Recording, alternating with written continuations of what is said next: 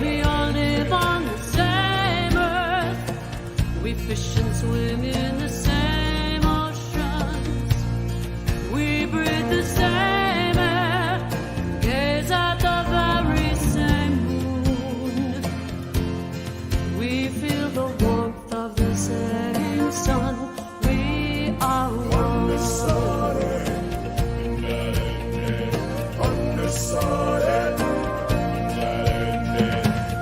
I have sisters in Nicaragua.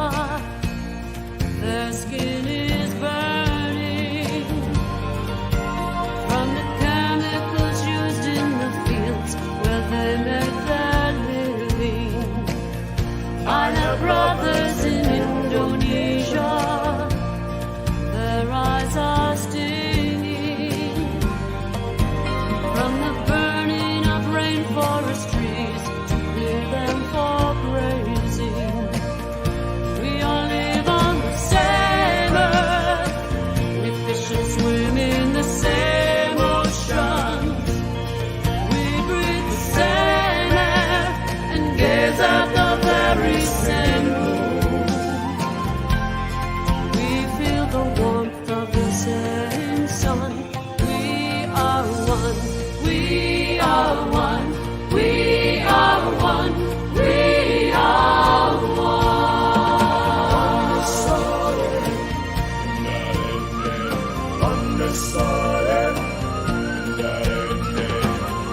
We are builders in ancient forests who mourn the passing of species of flowers and birds crowded out by our taking. And there are children in war-torn countries. They are all of our children. They can remember a nighttime of peace with no shooting or crying. We all live on the same earth. We fish and swim in the same oceans. We breathe the same air and gaze at the very same moon. We feel the warmth of the same sun. We are one. We are one. We are one. We are one. We all live on the same earth. We fish and swim in the same oceans. We breathe the same air and gaze at the very same. We feel the warmth of the same sun. We are one. We are one. We are one. We are one. We all live on the same earth. Fish and swim in the same ocean. We breathe the same air and gaze at the very same. We feel the warmth of the same sun. We are one. We are one. We are one. We are one.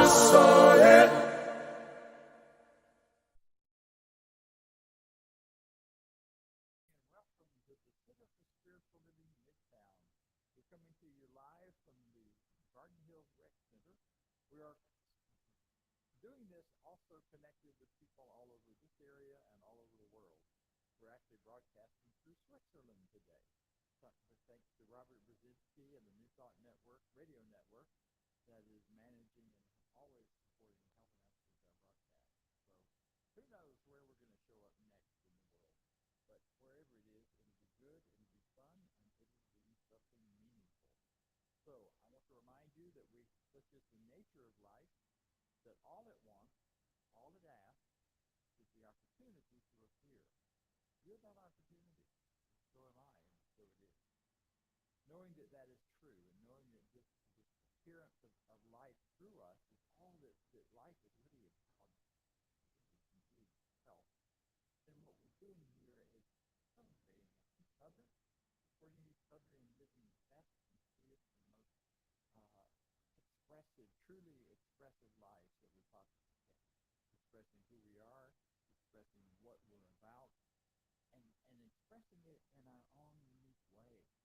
There is, oneness does not mean sameness. We talk a lot about oneness around here, but we're certainly not talking about sameness or wanting everybody to fit the same mold. How boring would that be if a painting just had one color? Well, there are some that do that, and they make a lot of money. But the really beautiful ones that I love are the ones with lots of color and a lot of variety. The same thing is true with life.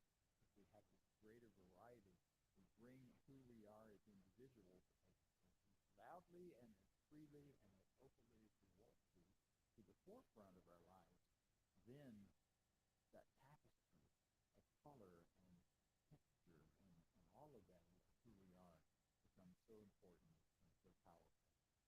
So right here and right now, I'm declaring that by truth. I'm knowing that there is something good and something powerful going on. So, with that in mind, let me invite you to know a little more about who we are. We are a center that also has practitioners. And a practitioner, a licensed practitioner, is anyone who uses this teaching, uses these principles for themselves, and then has demonstrated the ability to do that for other people, as teachers, as guides, as helpers, others.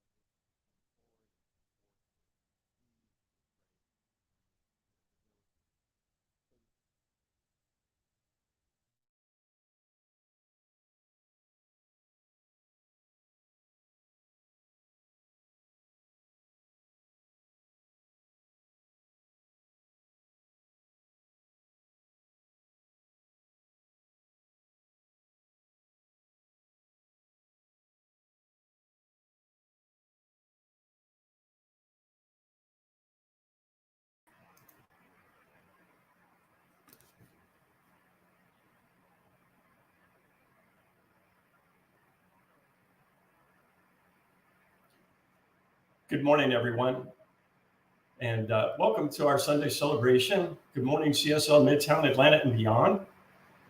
I just want to have a quick personal shout out to my best friend and husband, Greg Pavlak. It's his birthday today, so he's been so busy. Everybody loves him, and it's been just keeping him on the phone all morning. But anyhow, I'm really excited to be with you all this morning. We have a really wonderful talk this morning with Dr. Bob Deen. We're going to be talking about the essentialness of water and how we use water, and when we're confronted with obstruction, how we can become water. And I think that's all very, very wonderful. But I'm going to focus this morning on our connection to water to kind of just define that a little bit. I'm going to start out with an Ernest Holmes quote that I found that I loved. And it's particularly handy when we find ourselves in situations where maybe we need some guidance or we don't really know the way, know our way, or can't find our way. And I think it reminds us to just stop and take a moment and pause. The Ernest Holmes quote says, "I am guided by the same intelligence and inspired by the same imagination which scatters moonbeams across the water and holds the force of nature in its grasp." I think it's really interesting how the force of waves and water is used in this quote as the means of transmission for light when we might find ourselves in darkness, and how this power holds all the forces of nature in its grasp. And we have all of that already within us. All we have to do is stop and remember that. It's so important. But let's get back to water and why water is such an essential element in our lives here on Earth. Let's just start with human beings on this one first level. According to the US government from their water sciences school, the human body is approximately 60% water. The human brain is 75% water. Our bones, the most dense component and hardest, toughest component in our bodies, are even 22% water. Our blood is 83% water. Our heart, that keeps our circulation in our body going, no surprise, is 79% water. Water obviously facilitates transmission and flow throughout everything in life. The average human will perish if it is without water for only about 3 days. Pretty amazing how dependent we are upon water to keep our bodies running and fueled efficiently and working properly. And let's just think about it on a practical level. When we want to relax or when we want to escape or go on vacation, where do most Americans go? How do we do that? Well, 52% of us love going to the beach. We love being connected and reminded of our connection to water. And we go out of our ways to find new places where we can reconnect with that spirit, that energy that water holds for us by going to the beach. Another 10% of Americans love going to vacation on a lake or a river. No surprise, but 30% of Americans love going on cruises. We set out on huge ships across the water, discovering new places that we've never been to before, in a really exciting and beautiful and mystical format where we can enjoy the water being just all around us on a cruise ship. 7% of us even like skiing on snow, which is just the frozen form of water. And then we got to look at the earth, everything around us in nature. The earth's surface is 71% water, and its oceans account for 96.5% of the total water supply on our planet. It's pretty amazing when you think about it. And it really underscores the reasons why we need to be more mindful about how we use and how we treat and care for our oceans. The US alone uses about 275 billion gallons of water each and every day. 79 billion gallons of that water comes from underground aquifers. The rest comes from lakes and streams and water reservoirs, places that we now see drying up like Lake Mead and Hoover Dam out west. And then we're reminded by this water cycle where we have water completely shifting and changing forms and moving around us all the time on our planet and in our atmosphere. We get rain and snow and ice, which bring water down to the earth. When that freezes, it forms our polar ice caps where water is stored, and probably one of the largest reserves of fresh water on our planet on the North and South poles, which sadly are melting at alarmingly quick rates. We also, this water circulates and flows into streams and lakes and reservoirs and rivers on our planet, where we as humans bring it into our water sanitation plants so that it's safe for drinking, and we consume it, and then we excrete it. And from the lakes and streams, the water evaporates all back up into our atmosphere, and it just keeps going around and around and around in this circle, constantly moving, constantly transforming its shape. It's a pretty amazing thing when you stop and think about it, and it's all around us all the time. So there's an undeniable connection to water being a life force on this planet for us all, for all creatures, not just human beings. So one of the things that I love about this topic today is when we are confronted with challenges and obstacles, or we're looking for light in our lives, we can turn to water. I like the expression, be like water, because when you stop and think about it, we don't have to power wash our way through life. We can simply just go with the flow and allow ourselves to be moved and transported around the boulders in the stream, around the waters, around the rocks. We don't have to smash up against them. We can simply just choose to move around them and go on our way and enjoy the ride. We can even transcend cliffs. That's what waterfalls are made of. And right below them are usually beautiful pools with soft landings where water is collected and continues on its flow. So if you need some time or have some problems in your life or challenges that you might be facing, go to the CSL CSLMidtown.org website and contact the help of a practitioner. We've got an excellent team of practitioners here who are well trained in our teaching, and we're ready to help you and guide you and just be there for you when you might need that. So if you would now, I'd like to ask you to join me in an affirmative prayer. I'm going to say this in the first person. Accept what you wish and what resonates with you, and whatever doesn't, just let it keep flowing and release it, and just relax and enjoy with me and know this together.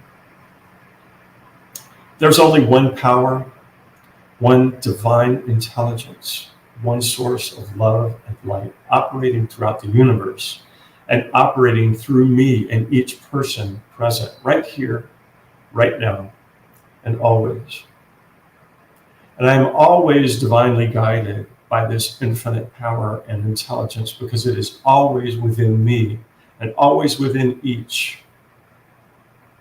All we have to do is simply stop, take a deep breath, and recognize the presence and the power of the infinite creator within.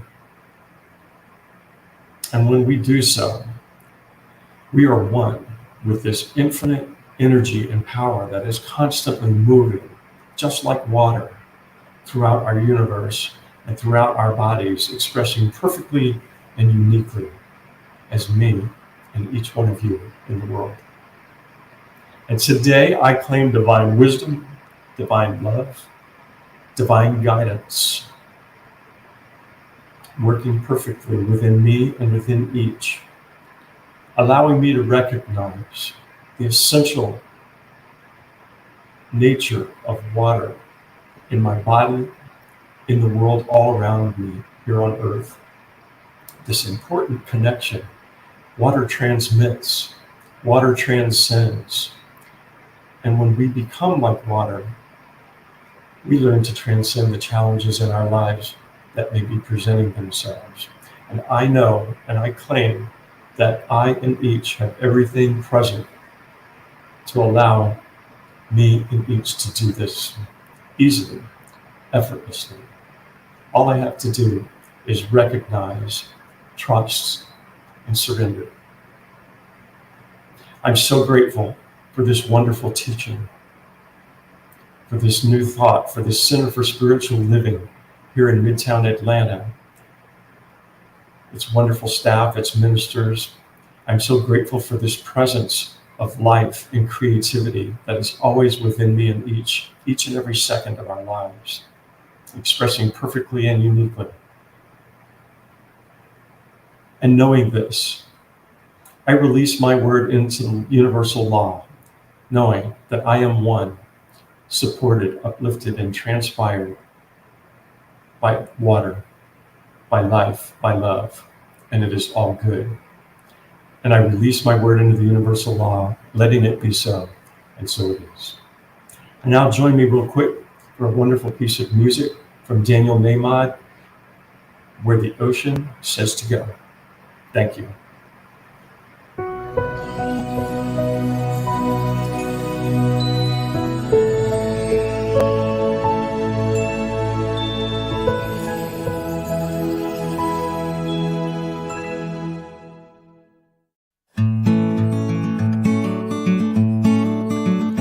So much pushing and pulling, so much fighting and straining, so much laboring against waves and wind. I am tired, my arms are weary, back is aching, eyes are bleary, think I'm finally ready to give in.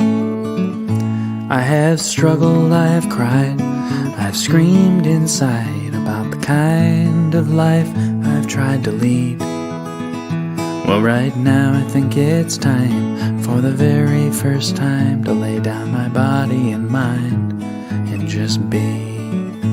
If I stop steering my boat, does it sink?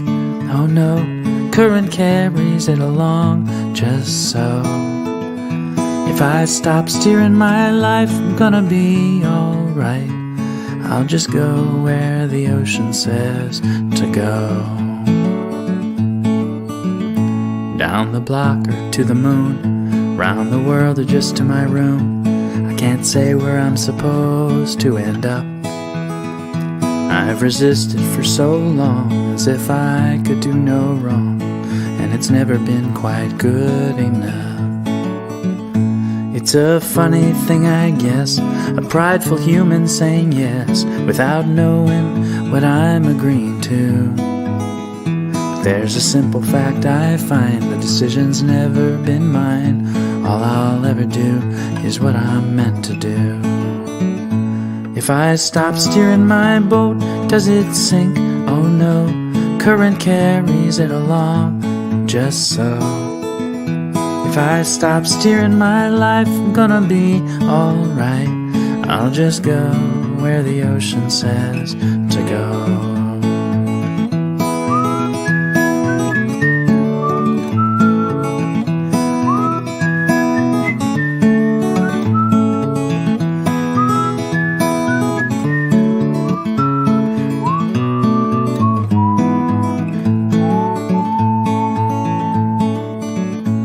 It's a scary thing for sure to lay down my oars, quit pretending that I've ever been in charge.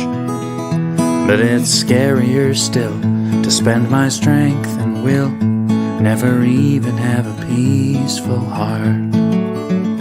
So here goes the toughest thing. Ironic, don't you think, that it's so hard and so easy all at once? It's not laziness, it's just the deepest kind of trust that I'm okay when all is said and done. I'm okay when all is said and done. If I stop steering my boat, does it sink? Oh no, current carries it along, just so. If I stop steering my life, I'm gonna be alright. I'll just go where the ocean says to go. If I stop steering my boat, does it sink? Oh no, current carries it along, just so. If I stop steering my life, I'm gonna be alright. I'll just go where the ocean says to go. I'll just go where the ocean says to go. I'll just go where the ocean says to go.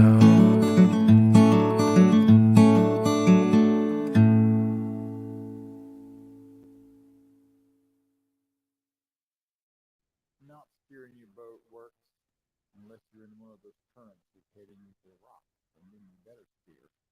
And you better know how to work with those currents to steer you where you want to go. About 5 years ago, actually 5.5 years ago now, I woke up in the middle of the night with this sound of rushing water, loud enough to wake me up. And sounded like it was in the living room. And I'm like, what in the world? How can there be water running through the living room?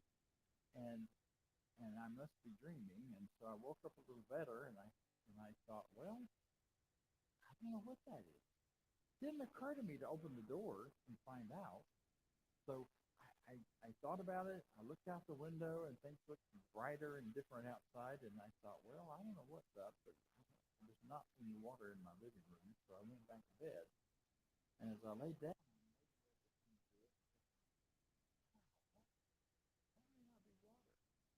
I got up and opened the door into the living room, and instead the entire living room was like a flame. And it was rolling up across the ceiling, and it was rolling through, and the deck had already been consumed, and the plate glass doorways that were at the end of the living room were broken, and everything was broken in, and it was going, and it was burning. It was pretty heavy and pretty fast. And I thought, what do you do in this situation? So my first thought was, well, I need to take with me something when I get out of here.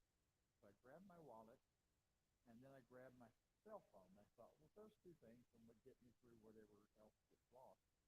And then I realized I didn't have any pockets because I wasn't wearing anything. So I grabbed some clothes and throw those on in order to have a place to put this stuff, and then duck down under the flames because they were still mostly rolling over, and the path between me and the front door wasn't really clear, but it wasn't burning. So I scrunched down and scooted the door open and headed out. And as I got out, I realized that I needed to take responsibility for some of this, so I went and started banging on doors of other apartments, waking people up and saying, getting them out. And then once I started, and some other people started, and within 5 minutes, we had the fire department there, and within about 15, 20 minutes at the most, the fire was out. And it was out because they came in with these big fire hoses and water and fire suppressant, and put it out. And it was pretty scary, and it was pretty horrible, and it was pretty awful. But that's kind of the theme and the idea as we think about today in the talk, because what I want you to do is think about it both from a kind of physical, concrete level, but also from a metaphysical, a metaphorical level. When you're faced with fire, when fire is coming at you, either at work, in relation with your health, and I'm not just talking about drama, because drama, we know, we can always all create that over any little thing. I used to be great at making mountains out of molehills, and then I got into a program that taught me how to make molehills out of mountains, like this one. And it really changed the way I did things. So it's not about necessarily drama that I want to address. It's those deeper challenges that come to us that are real and are powerful and seem to be consuming everything in our lives. Sometimes it's a health issue. It may be something that is just you can't avoid, like going around the planet as many times as some of us have, and getting older, and then all the things that we believe and that get caught up in our minds about aging, and all the things that actually physically happen to our bodies around aging. Those can feel like fire sometimes, just burning through everything. Then there are those things like relationships. Relationships can be fiery, and they can also end. And then you wish for a little fire, a little energy, a little something to happen. And when the fires burn, one of the biggest ones I think for me these days is self-doubt. That's a biggie. It burns into my consciousness, and it interrupts and consumes things that would be very powerful and positive. But self-doubt is like a slow burning fire. It just burns through everything. Down in Florida in the swamps, when it was in the dry season, we'd have these smoldering fires in the swampy areas where it dries out and they catch, and it's not burning on the surface, it's burning in the peat down below, and you won't see it until you get to it and you see smoke. All kinds of things that we can look at happening to us. Perhaps your experience of the political situation now feels fiery, like something's burning out of control. And this Holmes says in what I think is a beautiful quote, he says, "I contend," and he's speaking of himself in the midst. And this quote dates back to around the time of World War II, when all of the turmoil that was going on in this country at that time was so big. And he says, "I contend with none, I argue with none, and I'm filled with a wonderful peace and life. There's no uncertainty about my future and no fear as a result of my past. I live in the eternal now, which is filled with good alone. Goodness and beauty follow me. Peace and joy accompany me. Happiness and wholeness fill my entire being with this realization of love and perfection." That's quite a contrast to what we were just talking about in terms of troubles and fires and whatever. And especially when we look at the things happening in our world and in our lives.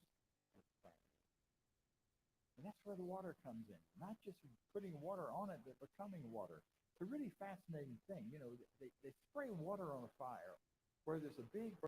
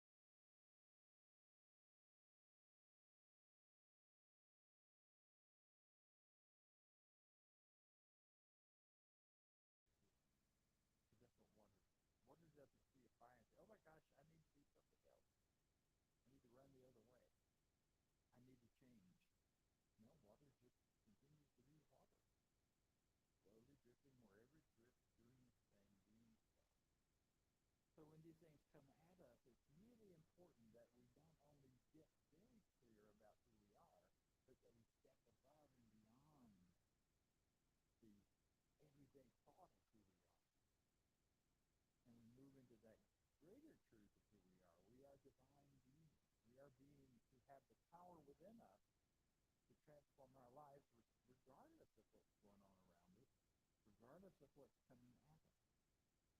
We have the power over that. These things in our environment have no power to change anything for us unless we give it that power. Unless we suddenly decide, oh my God, what am I going to do? And we panic. And then we become something other than water. We become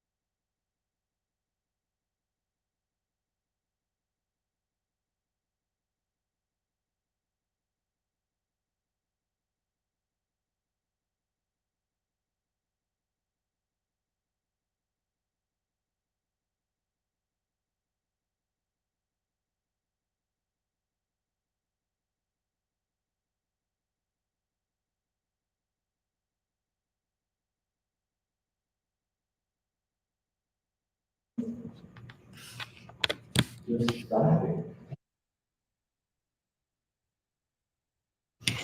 and letting everything reset in your body, because then it resets in your consciousness, and then you can get back to remembering.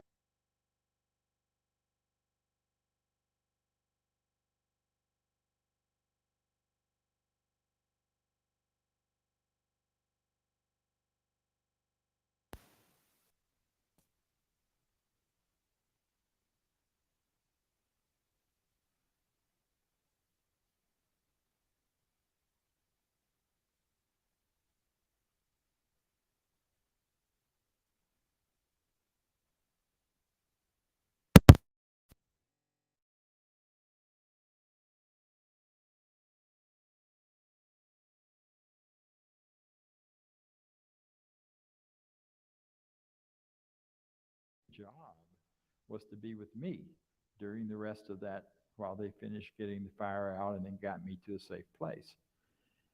And that was the first thing he did. He sat down and he said, are you breathing okay? Can you breathe? I'm like, yeah. Didn't breathe any smoke too much. And he said, all right, then I want you just to breathe with me. And let's take some deep breaths right here, right now. You know, and a sense of well-being and wellness began to return regardless of all the craziness going on around me. Other people were running in and out of the building, and the fire department had come up the backside of the building, and I couldn't really see what was going on. I really wanted to, and he just said, stop all that. Just sit here and breathe with me. And I did. And it was so rich and so easy and so nice. You know, the other gift we have is remembering those moments of high regard. We talked about that a couple of weeks ago. Remembering the moments of high resolve, when you've had those high level experiences of awareness and resolve and a feeling of this is how life is supposed to be.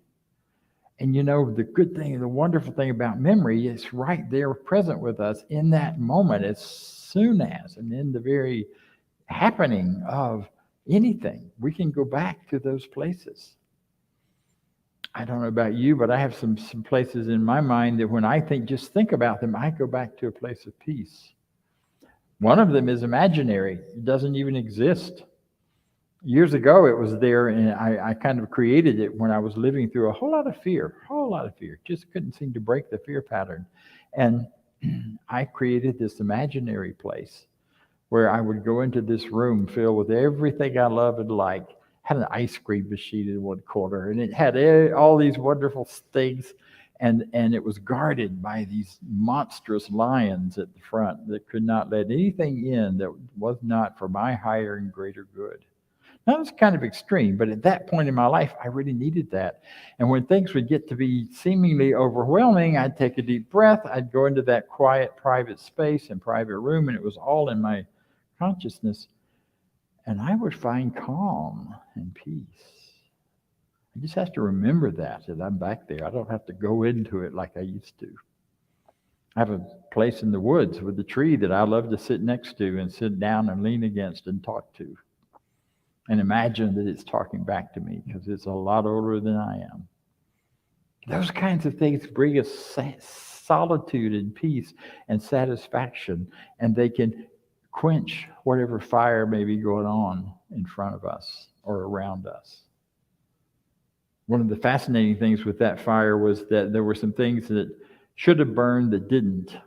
My whole living room basically was burned up. I had some interesting plastic sculptures. I had this big, tall thing that had all of my CDs in it, and it was made of metal. It got really hot. It turned and twisted this way, and all that plastic formed a really interesting sculpture that I have pictures of. I should have used today, but I didn't think of it in time to get it out there. But those it created lots of things like this. I had pictures on the wall, some in plastic frames. I apologize to the artist in the room, and the frames melted and drooled, and the whole room looked like a Salvador Dali painting, where everything was melted and twisted, except my coffee table that burned up. I mean, literally was ash, and my Science of Mind book had been sitting on it, and it wasn't burned. It was scorched a little around the edges. Now, I don't know if it's made out of some fire-resistant stuff, or there was just, I needed that book to continue my work right then in that moment, but it did not burn. The other thing that didn't burn out of all of the stuff in that room that did was one of those pictures on the wall. The frame melted, and the picture in it fell to the floor. That whole room was soaked except the picture. And it was my grandson. One of my favorite pictures of him when he was about 4 years old, probably. Black and white, very artistic. He had that innocent, mischievous look that he can get. And it was like in the days following, when I had nothing except what I took with me out of the apartment, which was myself and the clothes I was wearing, I had that picture, and I had my Science of Mind book that carried me through those days until the cleanup people could get in, and I began to get things back. And I did get a lot of things back from the other parts of the apartment because I had a hole upstairs. And my point in that is that the water will bring to us those things that we need. Life brings to us what we need, even in the worst crisis. Even when things seem to be at their lowest and their most horrible. There is something innate in this consciousness of oneness that knows us and that we are known because we are made of it. We are created out of the same stuff. Therefore, it recognizes our needs and it shows up. I have a little thing on my phone that I look at all the time that says, the power that created you knows your needs and your desires and provides them without asking. Now, we have to be in a receptive mood. often, and we have to recognize it when it comes our way. But being water is about going with the flow and not fighting in a hard way, but simply not trying to be fire against fire, but to be water with water, to be water with fire and water with whatever else shows up for us. So we have those things built in. We have breathing, we have remembering. And the other thing that's so important is we have gathering. Now, yeah, it's kind of a hassle after getting used to sitting in my office at home and being dressed from here up and showing up to do this service every week. And that was, I got to enjoy that a lot for a couple of years. But, when we are together physically, something happens in our physiology. Dopamine gets kicked off, especially if we're with people that we know are safe and among people and in situations with people where we feel love, perhaps, or we feel a connection. Just being in the physical presence kicks off the dopamine. Now, I don't know if anybody did a study whether Zoom does that or not, but I certainly know that in my world, when I leave here, it doesn't matter how many people have been here or I've been with, being among the folks that I know matter, I know have similar thoughts, and whether they agree with me on every little thing doesn't really matter. What matters is they agree with me that we all have the right to who we are and to know who we are. That's what matters. And in knowing that, then I can feel the rush. I get the rush. And sometimes I get it with elbow bumps or with a hug or just walk into the room and see who's here. That gathering is powerful. But there is one thing that we have as water and being water that absolutely will take care of any fire that doesn't need to be transformed or for me to transform into some other state in order to deal with it or to get through it. It's the universal solvent. Water is a universal solvent. It dissolves most everything. Now, there are a few things that it doesn't. That's true. But ultimately and finally, water is the one on the planet that works the best in terms of being a solvent to dissolve things. And the universal solvent, I think, that we all have is gratitude. If we can find anything within the situation to be grateful for, the fire will begin to go out. If we can find anything within that fiery idea and that fiery situation to be grateful for, if we find any way to understand it from a larger perspective out of gratitude. There's the ancient wisdom teaching that says, in all things be grateful. Not for all things be grateful, because I'm not going to be grateful for everything for sure. But even within all things, if I can find gratitude, then I begin to quench the fire. And I begin to no longer be affected by whatever that fire is. So I invite you, practice those things, remembering, breathing, gathering, even if it's for a moment. I now understand why during COVID I would go out and eat out in restaurants, sitting by myself outdoors away from people, simply because that gathering gave me some connection, some sense of dopamine rush and some sense of satisfaction and peace. So however you do that, wherever you do it with joy, do it with freedom, do it with ease, and do it because you love yourself enough to take care of yourself so we can love each other as well. Knowing this is the truth, I let it be, and so it is. Thank you very much. Yeah, thank you. Thank you. Thank you. And so now we're going to hear a bit more from our wonderful do-it-all, everything, everybody, Vance Blue, who is a board member. He's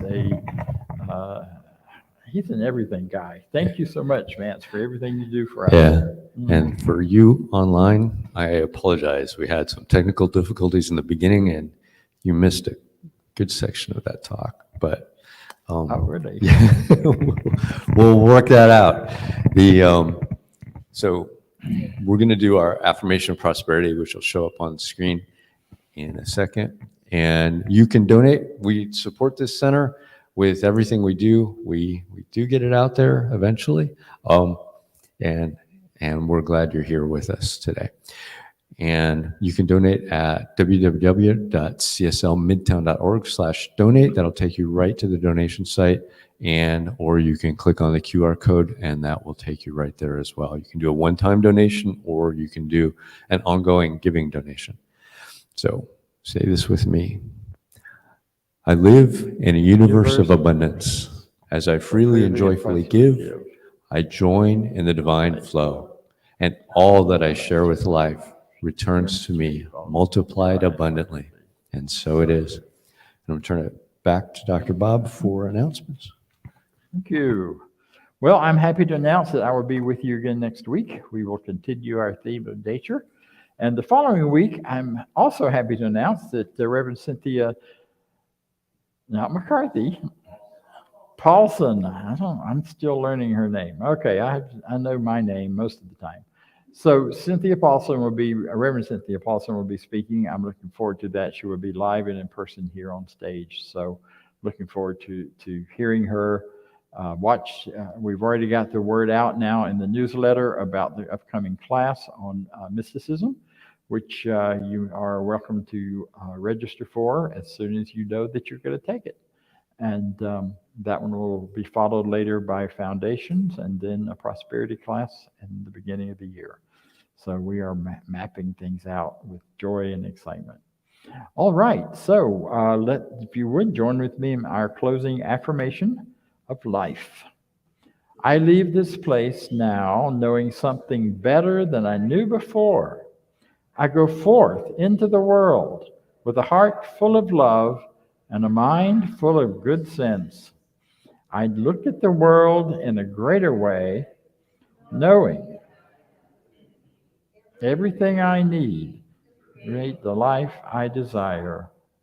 And for this understanding, and I am grateful for the spirit of life that lives through me.